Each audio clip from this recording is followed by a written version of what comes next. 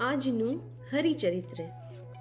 એક સમયે ભક્તિ માતા ઘનશ્યામ મહારાજને પારણામાં પોઢાડીને તે પારણે રમવા સારું ઘૂઘરો બાંધીને પોતે સૂઈ ગયા ત્યારે તે બાળ સ્વરૂપ ભગવાન પોતાના હાથ લાંબા કરી ઘૂઘરાને છોડી લઈને મુખમાં રાખીને ચૂસવા લાગ્યા. તેથી તેના બચકારા થતા હતા. તે સાંભળીને ભક્તિ માતા નિંદ્રામાંથી જાગૃત થયા ને ઉઠીને પારણે જઈને જોયું તો ઘૂઘરો પોતે ઊંચે બાંધેલો હતો. તે ઘનશ્યામના હાથમાં દીઠો. તે જોઈને બોલ્યા છે, આ ઘૂઘરાને મેં ઊંચો બાંધ્યો હતો, તે કોણે છોડી આપ્યો? તે સાંભળીને ધર્મદેવ ચોતરા ઉપર બેઠા હતા. તે બોલ્યા છે, કોઈએ છોડી આપ્યો નથી. એ તો ઘનશ્યામે લાંબા હાથ કરીને છોડી લીધો છે, તે મેં નજરે દીઠું.